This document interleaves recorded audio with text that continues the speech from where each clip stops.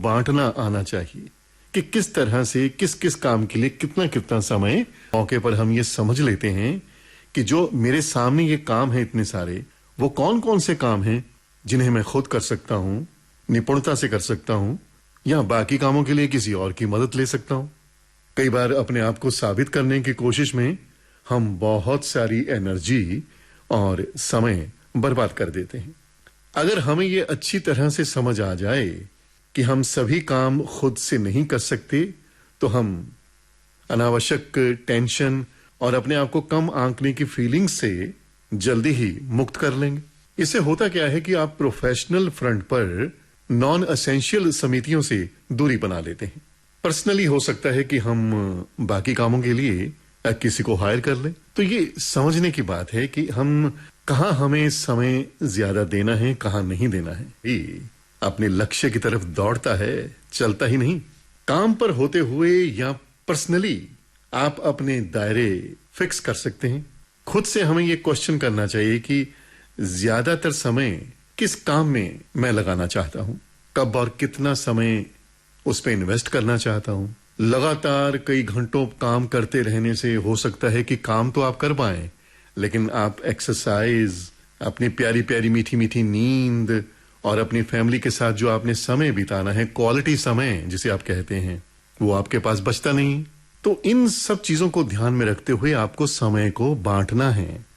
अब कुछ काम जो हैं ऑटो मोड पर भी किए जा सकते हैं। एक्सपर्ट्स का ये मानना है किस तरह से कि आपकी डेली और वीकली रूटीन ऐसी होनी चाहिए कि हर स्पेशल एक्टिविटी के लिए थोड़ा समय जरूर आप निकाल पाएं। और ये आसानी से हो सकता है। काम के दौरान आप चाहें तो वीक में कम से कम 2 बार खुद के साथ मुलाकात करें। खुद से बातें करना, खुद से मिलना बहुत जरूरी होता है। बहुत सारे सवाल आप खुद से करते हैं जब आप खुद से मिलता है, और ऐसे में बहुत सारे रास्ते निकलते हैं। काम के बाहर एक्सपर्ट्स का कहना है कि फिटनेस बूट कैंप ज्वाइन कर सकते हैं। हफ्ते में कम से कम 3 बार एक्सरसाइज कर खुद को फिट रखा जा सकता है। या फॉर ए चेंज गाना भी सुना जा सकता है। का सही प्रबंधन तो सबसे बड़ी बात है दोस्तों। समय का संतुलन बनाकर लक्ष्य की ओर बढ़ें, ये एक्सपर्ट्स का कहना है। जिन कामों को करने के लिए आप प्रेजेंटली आवश्यकता से ज्यादा समय दे रहे हैं और इससे कुछ खास हासिल भी नहीं कर रहे हैं, तो यहां समय देना थोड़ा आप कम कर सकते हैं। इस तरह आप उन कामों के लिए ज्यादा समय निकाल पाएंगे जिन्हें असल में जो आपको, आपके करियर को फायदा पहुंचाते हैं, जैसे स्ट्रेटेजिक प्लानिंग और फैमिली के साथ समय बिताना। डेडलाइन भी सुनिश्चित करें कि yes, this is my deadline, इस तारीख तक ये काम हो जाना चाहिए। दोस्तों, ऐसी बातें और ऐसी जो फीलिंग्स हैं वो आपकी क्षमता को और बढ़ाती हैं। आप ज्यादा तेजी से काम करते हैं क्योंकि आपके सामने टारगेट है। टारगेट को अचीव करने की डेडलाइन है।